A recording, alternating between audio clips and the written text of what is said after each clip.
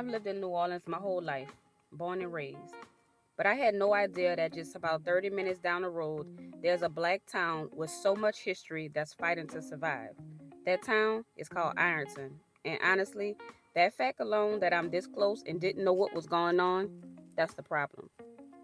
This isn't just a story from the past. This is happening right now. And if we don't pay attention, Ironton could be erased. Okay, so let's talk about the history. Back in 1828, a free man of color named Andrew Durnford acquired the St. Rosalie plantation in Plaquemine Parish. Durnford ran the plantation for decades, but after his death in 1859, something even more powerful happened. His family sold the land, not to another wealthy family, but to emancipated slaves, and that's how Ironton was born. A community built by freed black people on land that once enslaved their ancestors. That's deep. That's a legacy. So as the years went on, the community continued to build. They built the community, but the powers that be built barriers. Ironton didn't get running water until 1980. Not 1880, 1980. That wasn't just neglect, that was intentional. But before I go on, let me address the 70s.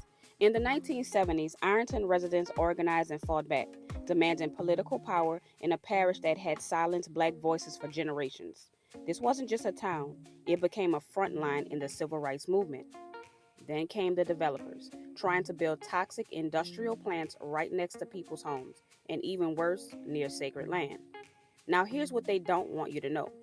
At the St. Rosalie plantation, where many Ironton families trace their roots, slave remains were found. If you saw our earlier video, you know that black people weren't allowed to be buried in white cemeteries, so they buried their loved ones where they lived and died on what they considered sacred ground. But a company named Tallgrass Energy wanted to bulldoze right over that. Like those bones, those lives, that history meant nothing. Imagine that. Trying to erase black people in life and in death. But Ironton said no. They organized, they fought, and they won that battle. For now. But then came the storms. Hurricane Katrina, then Hurricane Ida. Both tried to wipe Ironton off the map, but not even nature could break them. They rebuilt their beloved St. Paul Missionary Baptist Church. Neighbors showed up for each other, and Ironton survived. Now here's the part that hits me the most. Ironton is still here, still fighting, still standing. But y'all, they need us now more than ever, because the threats haven't stopped. With black history under attack, land grabs creeping in, and environmental justice still a fight, it's easy for communities like Ironton to disappear quietly. But we're not letting that happen. So if you're watching this, do me one favor. Please share this video. We got to talk about Ironton. Tag your people, tag your reps, tag anyone who needs to know, because attention brings action, and Ironton deserves both. Remember to comment, like, share, and subscribe if you want more stories just like this. Peace.